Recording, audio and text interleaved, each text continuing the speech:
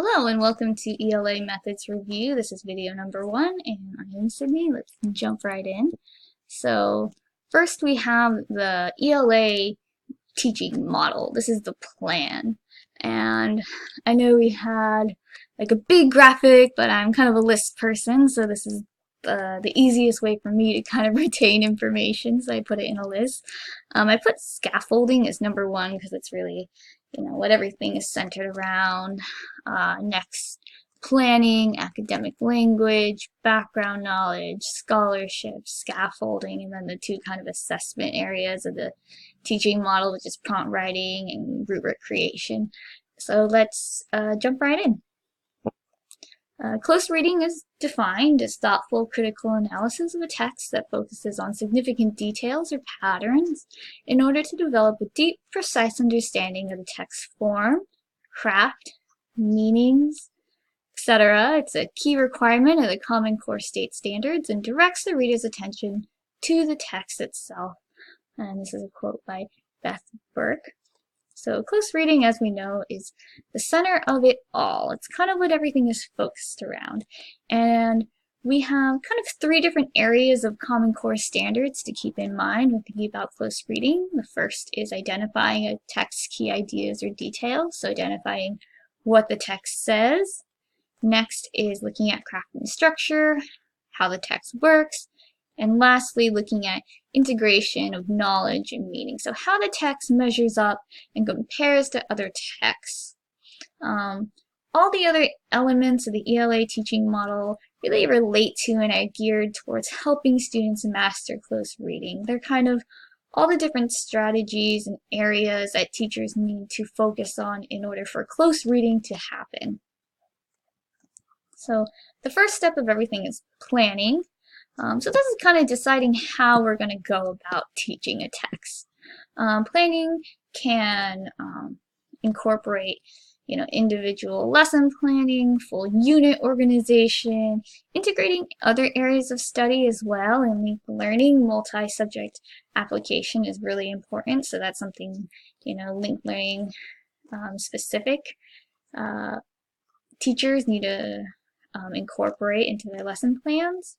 On a more microscopic level, you can take planning down to individual steps for approaching a text. And really related to close reading is this idea of first, second, and third reading. So first reading, determining what a text says, second, figuring out how the text works, and third, analyzing and comparing the text. And we can also think of planning as also including, determining time that you're going to take on a single text, deciding the integration of various texts that are maybe thematically relevant or conceptually relevant, structurally relevant, things like that. And also thinking about activities that scaffold close reading or developing writing skills included within a unit of study. I like to think of it as the big picture action plan or the academic schema of what's going to happen. So next we look at academic language. We've looked extensively on vocabulary instruction and what effective vocabulary instruction really entails, taken from Bromley. They say that vocabulary is a principal contributor to comprehension, fluency, and achievement. So we know that a student's kind of vocabulary lexicon and kind of the extent of it is a key indicator in future achievement. So basically the smaller one's vocabulary directly influences comprehension of text and English fluency. We also know that, quote, broad word knowledge enables students to communicate in ways that are precise, powerful, persuasive, and interesting because words are tools for analyzing, inferring, evaluating, and reasoning. And in this quote, we really see vocabulary knowledge being directly compared to kind of writing abilities as well. I think especially, high school is focused so much on persuasive writing and argumentation, and students need to have the vocabulary to back up whatever they're trying to claim. Vocabulary instruction also enables close reading when it's context driven, content relevant, and skill enhancing. Next is background knowledge. And again, this is an area that we kind of have spent a significant amount of time really talking about and examining. So background knowledge is what students already know about the content. And it's also one of the strongest indicators of how well they will learn new information relative to the content. Taken from Marzano. So we have really kind of two different types of background knowledge. One is academic and one is non-academic, and you can think of that as kind of life-acquired background knowledge, general background knowledge.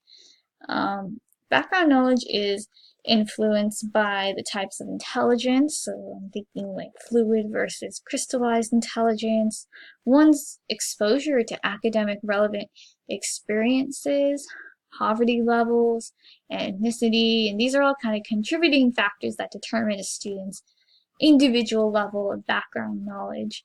And here we really, at school, we kind of prioritize academic background knowledge. Not saying that general is not important and not useful in a classroom, it for sure is. But in, related to school, the focus is building that kind of academic background that students need to achieve in an academic setting. We also know that poverty is the leading cause of determining a student's level of academic background knowledge, and it will also affect the student's home life as well, psyche, access to explicit, academic experiences, things of that nature. But one thing we as teachers can do is establish foundational background knowledge and in the classroom, and it's kind of what I think of as experience equity. So we are giving all students adequate background knowledge to help them get through a particular text or assignment.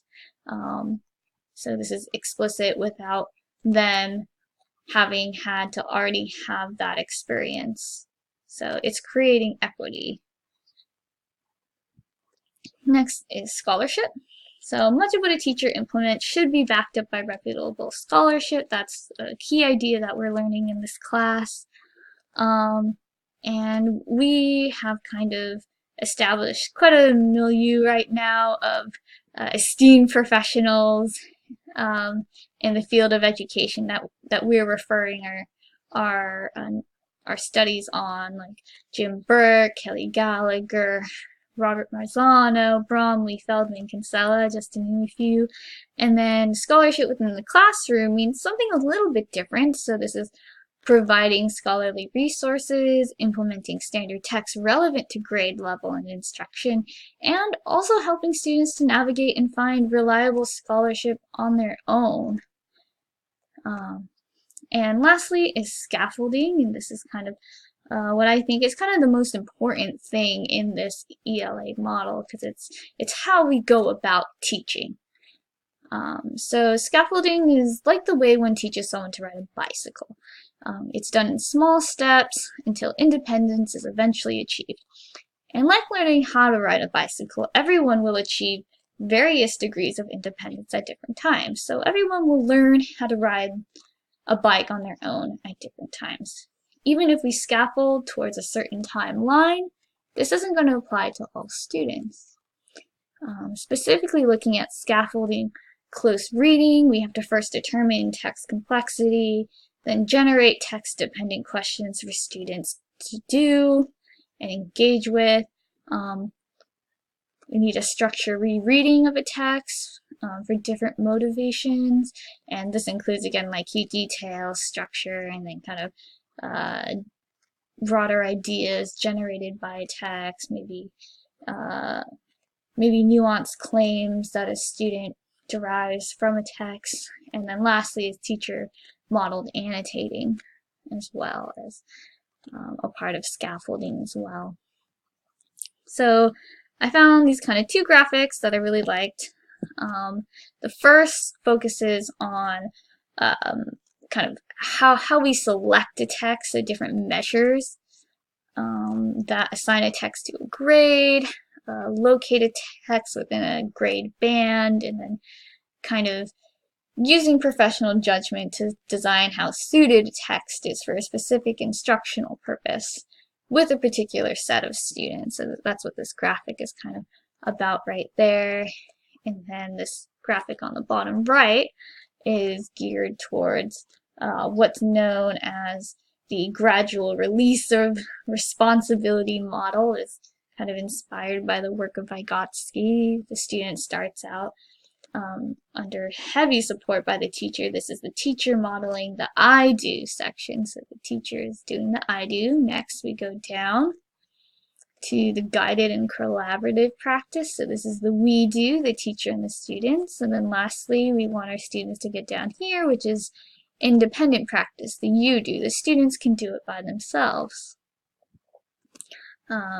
Close reading can be scaffolded through various teaching methods like shared reading and interactive read aloud, lit circles, connecting to themes, essential questions, think sheets, jigsaws, and these are taken from Beth Burke's A Close Look at Close Reading.